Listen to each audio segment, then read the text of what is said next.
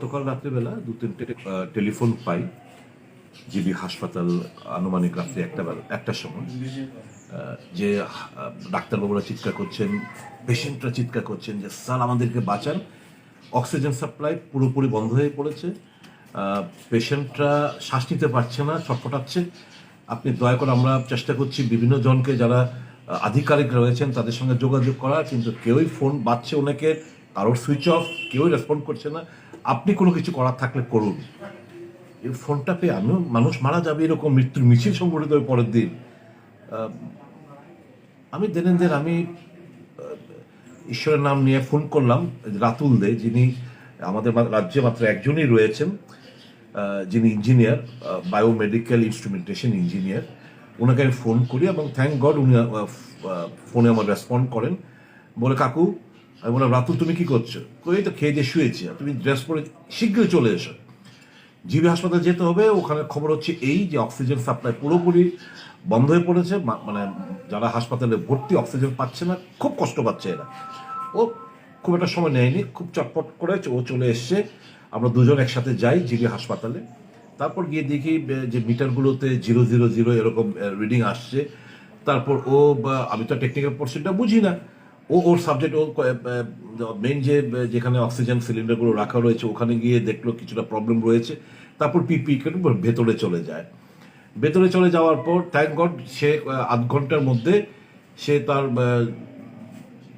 যার তার মেকানিক্যাল পদ্ধতি কিংবা যা পদ্ধতি অ্যাপ্লাই করে এই জিনিসগুলো, যে অক্সিজেন যেটা টেকনিক্যাল প্রবলেম ছিল সেটা সুরাহা করতে পেরেছেন এবং অক্সিজেন সাপ্লাই আবার পুনরায় এস্টাবলিশ করতে পেরেছেন। তো আমি আনুমানিক 2টা-2:30 অব্দি ছিলাম, তারপর ও আরও কিছুটা সময় ছিল, কারণ ও আবার না নষ্ট হয়ে পড়ে, একটু ওয়েট করে মানে দেখতে চাইছিল। তো আমাকে বললো কাকু আপনি চলে যান, আর এটা হয়ে গেছে, আমি আরো কিছুক্ষণ থেকে আমি চলে আসবো। আমি ধন্যবাদ জানাবো রাতুল দেখে, যে কাল রাত্রে ওনার প্রচেষ্টায় এই অক্সিজেন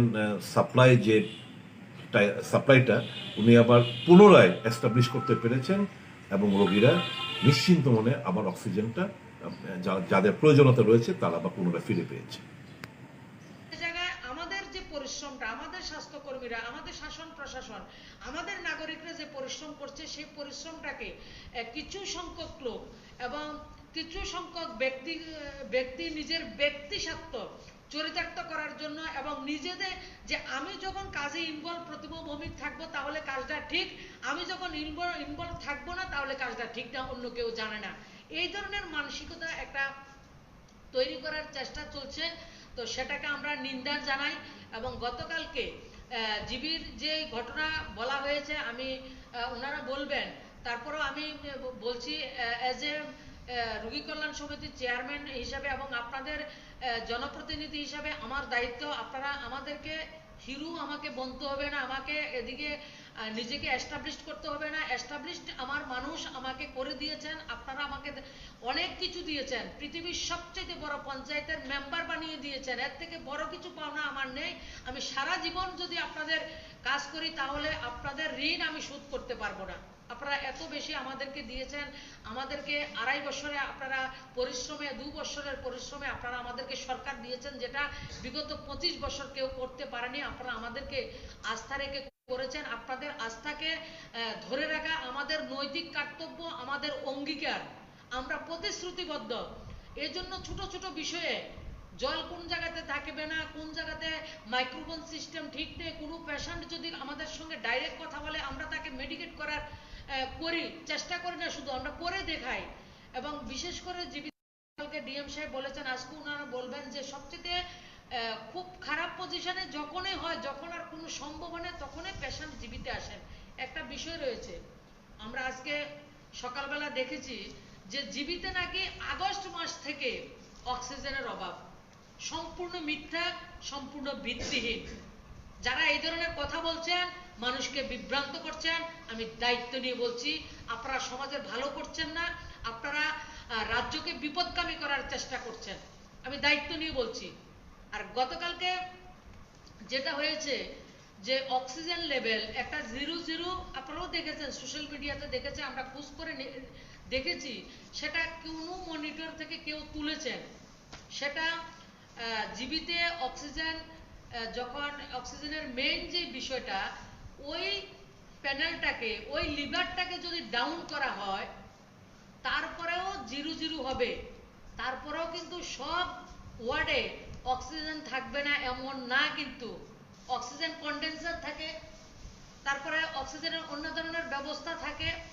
এবং আমরা যারা রয়েছি তারা জানি না জীবিত অক্সিজেন নেই। আমার টিসিএস অফিসার স্পেশালি দেওয়া হয়েছে কোভিডে, উনি জানেন না। এবং জিবির কোনো যারা জব করছেন, আমাদের স্পেশালিস্ট ছিল, টেকনিশিয়ান রয়েছে, রাত্রি 11টা 11:30 পর্যন্ত আমাকেও পিএসআই লেভেল যেটা 53 আমাকে বলা হয়েছে, সেটা কি করে রাত্রি 12টা 46-47 সেটা 0 কি করে হয়। এবং একটা ফ্লোরে হয়েছে, NTH2 বিল্ডিংয়ের 3rd ফ্লোরে সেই সমস্যাটা তৈরি হয়েছে। তখন আমরা জানলাম না, আমরা না জানার সাথে সাথে অন্য কেউ, একজন ডক্টর একজনকে ফোন করেছেন, ওনার কাছে রাত্রিতে গাড়িও রেডি, ড্রাইভারও তাদের কাছে রেডি থাকে, ওনারা এসছেন এবং এসে কার পারমিশনে জীবিতে লিভারকে অন এবং অফ করেছেন সেটা আমরা জানতে চাই। আমি মাননীয় MS সাহেবকেও বলেছি, অনুরোধ করেছি এটার জন্য একটা কমিটি তৈরি করার জন্য। এটা লোকাল ইন্টারনাল ইনভেস্টিগেশন হবে এবং সরকারের কাছে উনি করেছেন, টিম তৈরি করেছেন MS সাহেব, উনি বলবেন।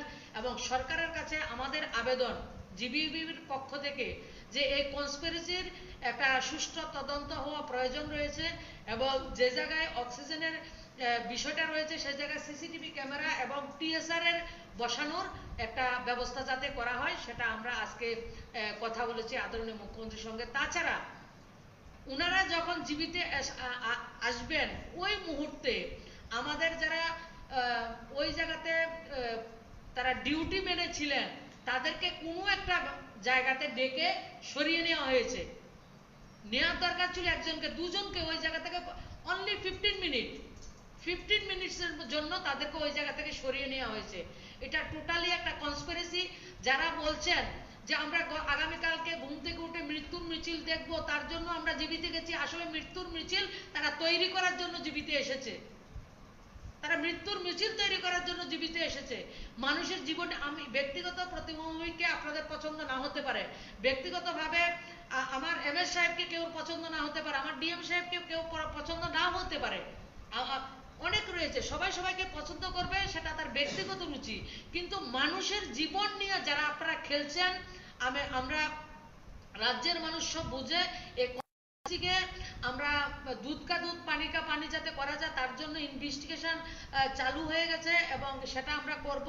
যারা সেটা করেছেন সেটা রাজ্যের মানুষ আপনাদেরকে যথেষ্ট পরিমাণ শাস্তি দেবে, এবং যেটা করেছেন এটা অপ্রত্যাশিত নয়, সেটা পশুবৎ কাজ আপনারা করেছেন।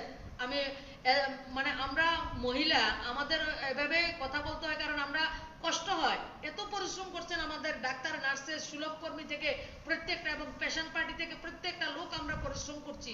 একটা স্বাভাবিক পরিস্থিতি নয়। আমরা সবাই জানি একটা প্যান্ডেমিক, একটা অতিমারি চলছে, একটা মহামারী চলছে, মানুষের কাছে প্রশ্নচিহ্ন হয়ে দাঁড়িয়েছে। সেই জায়গায় আমরা সহযোগিতা না করে আমরা সেই জায়গাতে কনস্পিরেসি করছি। সেই কনস্পিরেসির পর্দাটা ফাঁস হবে এবং যেই ব্যক্তি, যারা টেকনিশিয়ান এসছেন, আমাদের জীবিত টেকনিশিয়ান অ্যাভেলেবেল রয়েছে, এবং 2002 সালে 10 বছর আগে যিনি চাকরি পাননি, সেটা আমাদের অপরাধ না।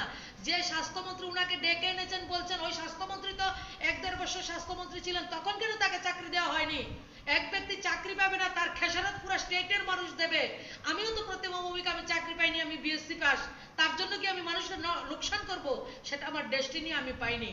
কিন্তু যারা এটা করেছেন তারা টোটালি মানুষকে নয়, সরকারটাকে বদনাম করা নয়, সেটা জীবিকে এটাকে সফট কর্নার লক্ষ্য করেছেন, এবং জীবিতে খুব ভালো মানুষের ভরসাকে নষ্ট করার জন্য প্রতিনিয়ত একটা কনস্পিরেসি ওনারা করছেন। এবং আপনাদের কনস্পিরেসি আমাদের জিবির ডক্টর, নার্সেস, ল্যাব টেকনিশিয়ান, সুলভ কর্মী থেকে শুরু করে আমরা যারা রয়েছি এবং আমরা যারা শুভাকাঙ্ক্ষী রয়েছে, আমরা সবাই মিলে আমরা মানুষকে রক্ষা করব, আমরা সবকিছু দেখছি এবং আগামী দিনে ছোট ছোট ইস্যু যদি থাকে সেগুলি আমরা দেখব। আপনারা আমার রাজ্যবাসীকে আমি আশ্বস্ত করতে চাই, আপনারা বিভ্রান্ত হবেন না। জিবিতে এসে বাইরের লোক, জিবির অক্সিজেনের লিভার আমাদের কাছে রেকর্ডিং রয়েছে, প্রয়োজনে রেকর্ডিং দেব, লিভার নামিয়ে দিয়েছে, তারপরে সেটা তুলে জিবির একজনও সে জায়গায় কর্মী ছিলেন না এবং তাদেরকে ধমকানো হয়েছে, তাদেরকে যদি আসে না, হেল্প না করে তাদেরকে বাড়ি থেকে তুলে আনা হবে, এভাবে বিভিন্ন ভাবে থ্রেট দেওয়া হয়েছে। টোটাল বিষয়টা হচ্ছে একটা চিত্রনাট্য তৈরি করা হয়েছে। গতকালকে প্রেস মিট আমরা করেছি, একটা পজিটিভ ভাইব্রেশন তৈরি হচ্ছে ধীরে ধীরে, কিন্তু মানুষকে বিভ্রান্ত করা যাদের লক্ষ্য, সেই লক্ষ্যে তারা সাকসেস হবে না।